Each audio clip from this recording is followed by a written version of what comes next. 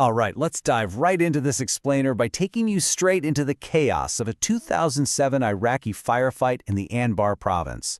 Imagine you're moving through thick vegetation, tracking a high-level target in the dead of night, when suddenly you walk right into a devastating enemy ambush.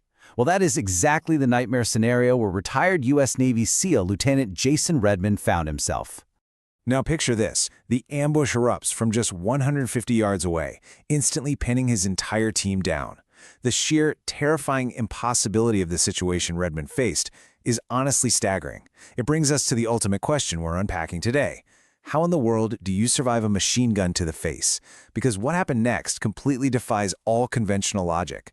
He wasn't just hit once or twice. He was shot a staggering 8 times. The physical toll was absolutely catastrophic. A machine gun round struck him right in front of the ear, traveled straight through his face, exited his nose, and completely vaporized his orbital floor, shattering his jaw in the process. And just moments before that, bullets had already mangled his arm, severing vital nerves in a strike he vividly described as feeling like a lightning bolt amplified by 1,000.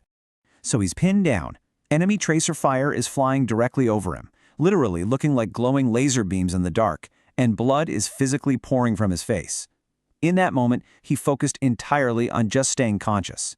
He anchored himself to one single thought: stay awake to stay alive.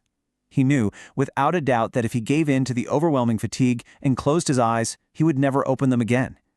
He remembers forcing himself to stay alert, even watching the static electricity bouncing off the medevac helicopter blades when rescue finally showed up. Now you might be thinking this was just an absolute miracle. Well, not quite.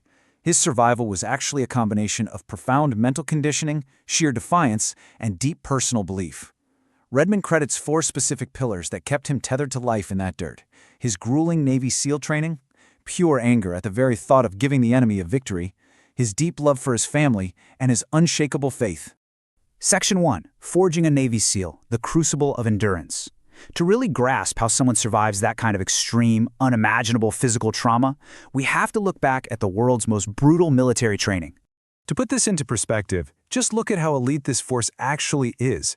The 7-month training program boasts an 80% attrition rate. That means 8 out of 10 highly capable candidates simply cannot endure the sheer misery. It's specifically engineered to break you mentally, forcing candidates to perform while constantly wet, coated in chafing sand, and shivering in freezing ocean waters. If we map out their legendary Hell Week, you see this terrifying, calculated progression of physical breakdown. It kicks off on day 1 with Breakout, a completely chaotic combat simulation. By 48 hours in, they're carrying 400-pound rubber boats on their heads. By 96 hours, candidates are experiencing severe hallucinations. Redman literally saw picket fences sitting in the middle of the ocean. And by the end of the 168-hour week, they've survived endless surf torture in 50-degree water. And the driving force behind those crazy hallucinations? The number 3. The average student gets only 3 total hours of sleep for the entire week. Your body becomes so unbelievably sleep-deprived that candidates experience terrifying micro-sleeps. Get this, Redmond actually fell asleep while running down the beach under a boat and woke up a mile later. It brutally teaches them that the human body can endure 10 times more than the brain says is possible. But why put them through this?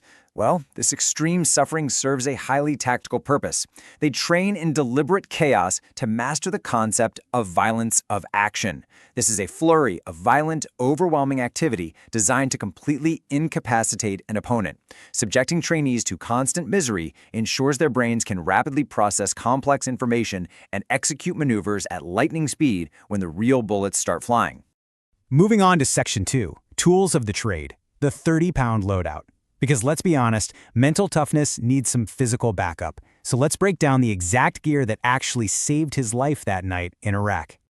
It's wild to think about, but a fully loaded SEAL kit weighs roughly 25 to 30 pounds. This loadout includes 6 30-round magazines, trauma shears, a tactical helmet, and sometimes even a tomahawk. But absolutely most importantly, it includes heavy level 4 body armor plates. During the ambush, one of these exact plates miraculously caught a high-velocity machine gun round directly to his right side, preventing what would have been a lethal blow. Now, armor isn't some magic force field. While a standard plate can easily stop a handgun round at point-blank range, surviving a machine gun or sniper round relies on heavy armor, distance, and honestly, pure physiological luck. As Redman points out, survival often depends on the exact angle of impact. A single millimeter's difference can mean a bullet safely deflects off a rib or punches right through to the heart. Which brings us to Section 4, the overcome mindset. All of this extreme physical conditioning and gear familiarization forms the absolute foundation of this mindset. It's a highly structured approach to facing life's worst moments, and it boils down to this three-step sequence. First, awareness. Acknowledge the danger and figure out what can go wrong in your environment. Second, preparation. Prepare your body, train, and gather your resources. And third, action. Decisively execute your plan. He notes that if you're aware and prepared, you can survive almost anything, even drinking unpurified water deep behind enemy lines, because you're pre-programmed to take action rather than freeze in a panic. All right, Section 4, a soldier's worldview on combat and geopolitics. Naturally, spending 20 years in special operations and navigating life-or-death scenarios profoundly shapes how a person sees the globe. Looking at the geopolitical landscape through his eyes, we see some very specific observations. For instance, Redman is highly critical of the U.S. withdrawal from Afghanistan, viewing it as a political failure that squandered progress and abandoned locals who supported coalition forces. When it comes to Iran, he views their leadership as a persistent 50-year threat funding proxy wars. He impartially points back to the loss of his own teammates in 2007 from Iranian-made specialized explosives as clear evidence that a long-term physical military presence is often necessary for regional stability. But here's a really fascinating takeaway from his combat experience. Despite the vast, overwhelming technological superiority of the U.S. military, he offers this profound observation. The indomitable human spirit often rivals the most advanced military technology on the planet. He notes that a local fighter, armed with literally nothing but extreme conviction and geographic knowledge of harsh terrains, can fiercely challenge the best-equipped militaries in the world. Let's bring it all back home with Section 5, the sign on the door. This is the real emotional climax of his journey. Following the ambush, Redman found himself lying broken in a hospital bed, facing severe disfigurement and the planned amputation of his arm. Refusing to be a victim, refusing to let pity into his room, he did something extraordinary. He wrote a manifesto and taped it right to his hospital door. It read, "Attention to all who enter here. This room you're about to enter is a room of fun, optimism, and intense rapid regrowth. If you're not prepared for that, go elsewhere."